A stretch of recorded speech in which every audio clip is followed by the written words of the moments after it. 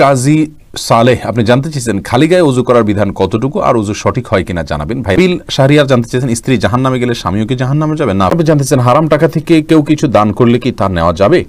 জানতে চেয়েছেন গোসলের আগে প্রস্রাব করে পানি বা টিস্যু ব্যবহার করা কি জরুরি।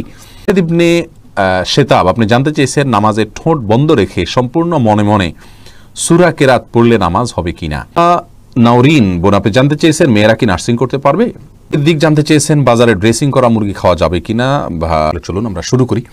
আজকের পর্বে ইতিমধ্যে যে সমস্ত প্রশ্ন আমাদের সামনে চলে আসছে, এরপরে রাকিব কাজী সালেহ আপনি জানতে চেয়েছেন খালি গায়ে ওযু করার বিধান কতটুকু আর ওযু সঠিক হয় কিনা জানাবেন। ভাই রাকিব, ওযুর ক্ষেত্রে শরীয়তে খালি গা বা জামা কাপড় পরা কোনোটি নির্দেশ করেনি।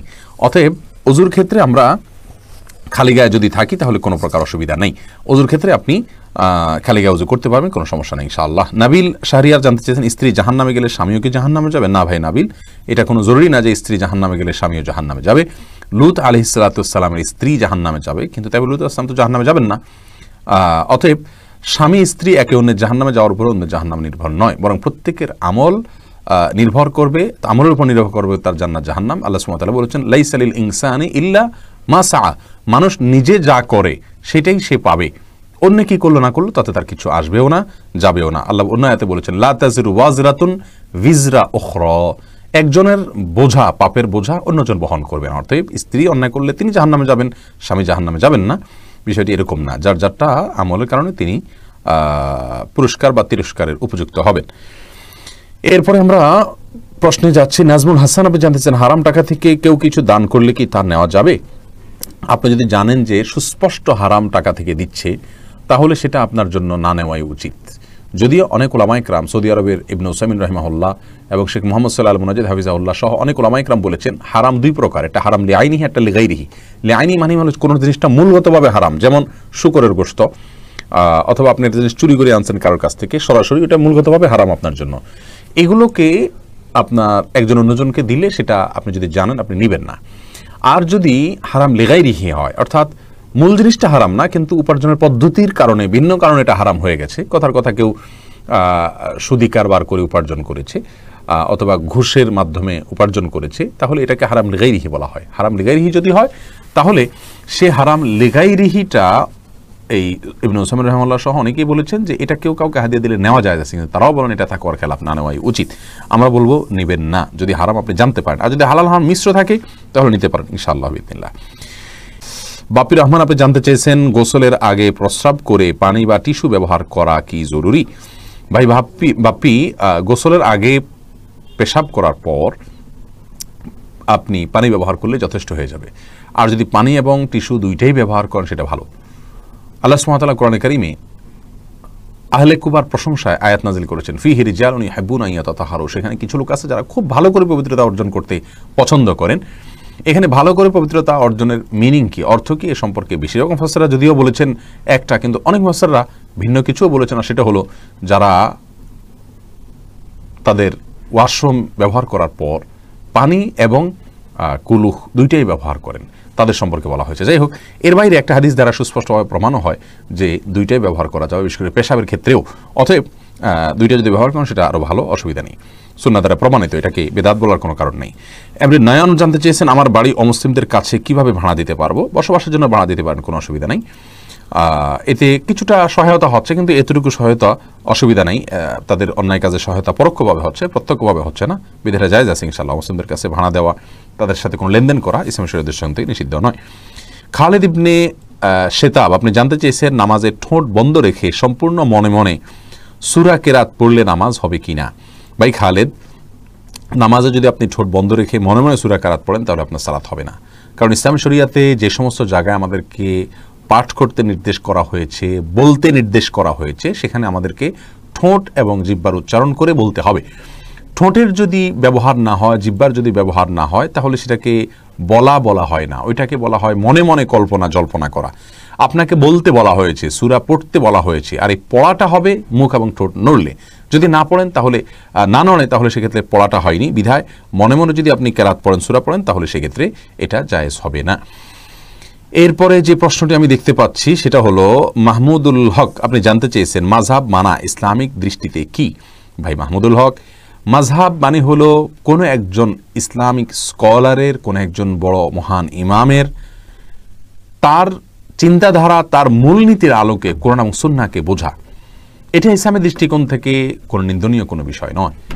কোনো একজন স্কলার তার ব্যাখ্যা বিশ্লেষণ আপনার কাছে যৌক্তিক মনে হয়েছে, ভালো লেগেছে, কোরআন এবং সুন্নাহকে আপনি ওনার ব্যাখ্যায় গ্রহণ করলেন, এটা দোষের কিছু নয়। ওলামা একরাম থেকে কোন হাদিসের ব্যাখ্যা নেওয়াটাই বরং স্বাভাবিক। আমরা যারা নিজেরা কোরআন এবং হাদিসের সবগুলো বিষয় জানি না এবং বেশিরভাগ বিষয় আমাদের অজানা, সেক্ষেত্রে আমরা কোনো একজন আলিমের ব্যাখ্যা, উনি কোরআন এবং হাদিস থেকে মাসআলা উৎকলন করে দিয়ে, মাসআলা যদি গবেষণা করে আবিষ্কার করে দিয়ে তিনি আমাদেরকে দেন, সেটা আমরা গ্রহণ করলাম, এটাকে মাযহাব নেওয়া বলে। একই বিষয়ে অন্য আলেমের অন্য ব্যাখ্যা থাকতে পারে, মত থাকতে পারে, সেটা আমি নিলাম না, আমার কাছে অন্যটা গ্রহণযোগ্য মনে সেটা নিলাম, এটাতে দোষের কিছু নাই। কিন্তু মাযহাব মানার নামে কোনো একজন ব্যক্তির অন্ধ অনুকরণ যদি আমরা করি, অর্থাৎ ব্যক্তি যাই বলুন সেটা দলিলের দিক থেকে শক্তিশালী হোক দুর্বল হোক, সর্বাবস্থায় আমরা তার কথা মানলাম, তাহলে সেটা অন্ধত্ব হবে, সেটা ইসলামী শরীয়তে জায়েজ নাই। অন্ধ অনুকরণ শুধুমাত্র আমরা আল্লাহ এবং তার রাসূল সাল্লাল্লাহু আলাইহি ওয়াসাল্লামের করব। তবে মনে রাখা উচিত, প্রচলিত যে প্রসিদ্ধ 4টি মাযহাব রয়েছে, এই মাযহাবগুলোর প্রত্যেকটাই কিন্তু কোরআন এবং হাদিসের উপরে ভিত্তি করে গড়ে উঠেছে। এগুলো ব্যাখ্যা, কোরআন হাদিসের আলোকে মাযহাবগুলো এক একটা বড় বড় ব্যাখ্যা, স্কুল অফ থট বলে যেটাকে। এটা যে সমস্ত ইমামগণ, এই সমস্ত মাযহাব ইমাম, পরবর্তীতে তাদের ছাত্ররা ছিলেন, তাদের মাযহাবের অনুসারীরা ছিলেন, তারা সবাই কিন্তু গবেষণা করেছেন যে তাদের ইমামের কোনো কথা কোরআন এবং হাদিসের দলিল দিক থেকে আপনার দুর্বল কিনা, অগ্রহণযোগ্য কিনা, তাহলে তারা কিন্তু বর্জন করেছেন। আমরা যদি নির্দিষ্ট করি বলি, ইমাম আবু হানিফা রাহিমাহুল্লাহর মাযহাবের বহু মত ওনার আছে, তার ওই মতের উপরে পরবর্তীতে ওনার ছাত্ররা ফতোয়া দেননি। কেন? তাদের কাছে মনে হয়েছে দলিলের দিক থেকে তাদের উস্তাজের সেই মত এটার চাইতে অন্যটা বেশি গ্রহণযোগ্য, তখন তারা অন্যটায় গ্রহণ করেছেন। তাহলে আমরা দেখি যে মাযহাব বলতে আমরা যে কিছু ভাইরা মনে করি যে মাযহাব মানে হলো একজন ব্যক্তির অনুকরণ করা, অর্থাৎ কোরআন হাদিস একটা দিকে, মাযহাব আরেকটা দিকে, দুইটাকে বিপরীত মেরুতে দাঁড় করিয়ে প্রতিপক্ষ বানিয়ে সাংঘর্ষিক অবস্থানে রেখে আমরা বিচার করি, এটা সঠিক বিচার নয়, এটা ভুল। ইমাম আবু রহমতুল্লাহ সহ এরকম সব ইমামদের, ইমাম আহমদ ইবনে হাম্বল রাহিমাহুল্লাহ সহ সব ইমামদের, প্রত্যেক ইমামের মাযহাবে ওই ইমাম যাকে কেন্দ্র করে মাযহাবটা গড়ে উঠেছে, যার ব্যাখ্যা বিশ্লেষণ অনেক বিস্তর রয়েছে কোরআন হাদিসকে অ্যানালাইসিস করে, সেটাকে ফলো করে একটা মাযহাব গড়ে উঠেছে। তার মতের বহু মাসআলা, তার মতের বিরুদ্ধে তার মাযহাবের অনুসারীরা ফতোয়া দিয়ে থাকেন, ফতোয়া তার কথার উপরে হয় না অনেক সময়। এখান থেকে বোঝা যায় এটা আসলে ব্যক্তির অন্ধ অনুসরণ নয়। তো এরকম যদি হয়, সেক্ষেত্রে মাযহাবের মধ্যে কোনো দোষের কিছু নেই। এজন্য সৌদি আরবের শেখ বিন বাজ রাহিমাহুল্লাহ সহ অনেক বড় বড় ইমামগণ নিজেদেরকে বিভিন্ন মাযহাবের দিকে সম্বন্ধ করতেন, এবং ইসলামের ইতিহাসে যে সমস্ত মনীষীদের ইলম ছাড়া আমরা কোরআন এবং হাদিস চর্চা করে পূর্ণাঙ্গভাবে কোনো কিছু জানা প্রায় অলমোস্ট অসম্ভব, এরকম ইমামদের ম্যাক্সিমামই দেখবেন কোনো না কোনো মাযহাবের সাথে নিজেকে সম্বন্ধ করেছেন। কিন্তু মাযহাবের সাথে সম্বন্ধ করা, মাযহাবের পরিচয় পরিচিত হওয়া কোনো মাযহাবকে অনুসরণ করা দোষের নয়। তবে হ্যাঁ, অন্ধ অনুসরণ যদি হয়, কোনো দেশের দলিলের পরেও যদি এড়িয়ে মাযহাবকে রক্ষা করার জন্য ব্যক্তির অনুসরণকে প্রাধান্য দেওয়ার জন্য বসে থাকে, সেটা অবশ্যই নিন্দনীয় হবে এবং প্রশংসনীয় হবে না। জি, এরপরে প্রশ্ন দেখতে পাচ্ছি, নুসাইবা নাওরিন বোন, আপনি জানতে চেয়েছেন মেয়েরা কি নার্সিং করতে পারবে?